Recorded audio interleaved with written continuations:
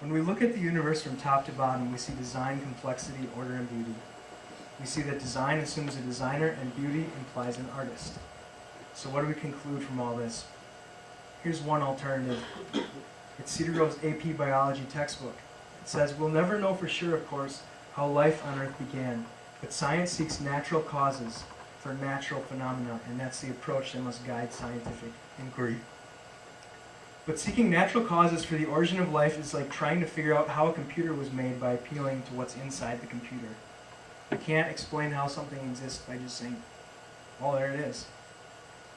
My astronomy textbook this semester said, regardless of our uncertainty about the known universe's overall shape and size, we can observe that it has a well-ordered hierarchy of smaller structures. Although astronomers do not yet understand completely how this orderly structure originated, they know gravity plays a crucial role. But trying to explain order in the universe is like trying to account for the complexity of a computer by appealing to its processor. If a computer can begin to exist some time ago, and you're trying to explain its existence, you have to look outside the computer, to its intelligent maker. And the existence of anything orderly and beautiful supposes that an intelligent, personal, and artistic being is responsible for it. You can't explain the existence of the universe by pointing to the universe. Something or someone supernatural is required. Now, science is an amazing tool which we can use to learn more about creation, but in the long run, it does not answer people's profoundest questions. It can't satisfy our deepest longings. It can only explain the what questions in life, never the whys. When you ask the world, who am I? What am I here for? What happens when I die? Or how should I live my life? The types of questions you ask when you look in the mirror or when you're going through a transitional period like graduation, you'll get a blank stare from nature. But where nature is silent, there's someone out there who's vocal. In 7 concise Hebrew words, he provides for us answers to life's most mysterious questions. Where am I? Why am I here? Why do I exist? Where did time, space, and matter come from? And most importantly, who is this someone who we've discussed? Over 3,000 years ago, here's what someone had to say. In the beginning, you've got time. God created the heavens, space, and the earth, matter. The personal name of God in the Hebrew language is Yahweh, which many believe to mean the one who causes things to be. So in the first sentence of the Bible, we find an uncaused causer who accounts for the existence of time, matter, and space. The next verse says, the earth was without form and void, and darkness was over the face of the deep. When God brings all the matter in the galaxy into being, it's wild and uninhibited. But what does he do with the rest of the chapter? He takes the building blocks of life and organizes them. He creates the sky and fills it with birds. He makes the ocean and fills them with fish, and he forms the land and fills it with animals. And those 30 to 70 billion trillion stars, how difficult was it to create them? Verse 16 of Genesis 1 says, and the stars. They get a whopping 3 Hebrew words in that first chapter. It's because his focus was not on cold, empty space, it was on us. For the past 6 hours, I've been talking about God as some sort of philosophical concept. But God is not a concept. He's not a what. He's a who. He's a personal being, and he's so personal, he is nearer to you right now than the person sitting next to you. And the very pinnacle of the creation was the point where God created us in his own image and walked among us in perfect paradise. God is the supplier of life, the author of beauty, and the originator of everything that is.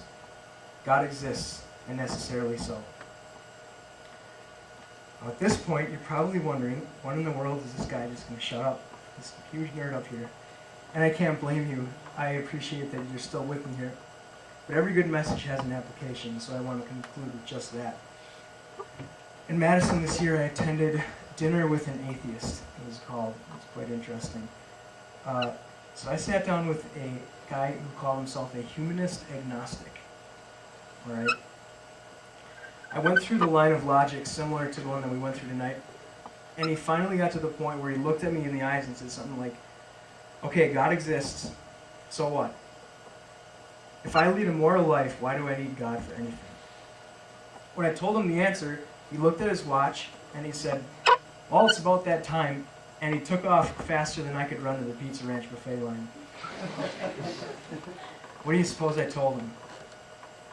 I simply told him that God was perfect and that he was not. This leads me to my final line of evidence for God's existence. It's the existence of a moral law to which each of us is bound.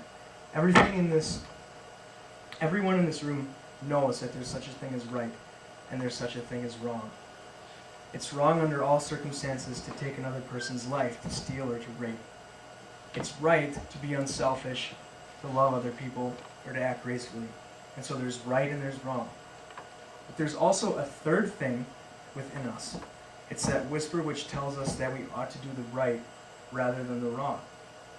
Why in the world is it that we are persuaded one way or the other? Why are we biased to do right rather than to do wrong?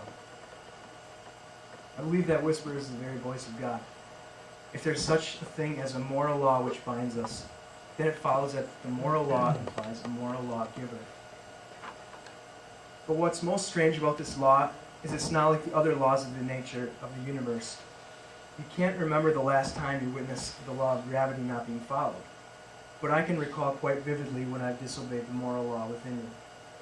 As we said before, when you consider creation, you find everything occurs in an orderly fashion. The fundamental assumption of science is that the universe is not chaotic, but structured. In the beginning, God put all of the laws of nature in place. He said, "Let there be light," and with a single spoken sentence, the sky was illuminated with beauteous color. He commands the stars and puts all of them in their places and calls them by name. He sets the planets in motion about the sun. He tells the mountains to be raised up and the valleys to be made low, and everything carries out his commands in perfect obedience. And then as the crowning act of creation, he makes the human race and molds him in his own image, with mental capacities, consciousness, and greatest of all, the ability to make choices.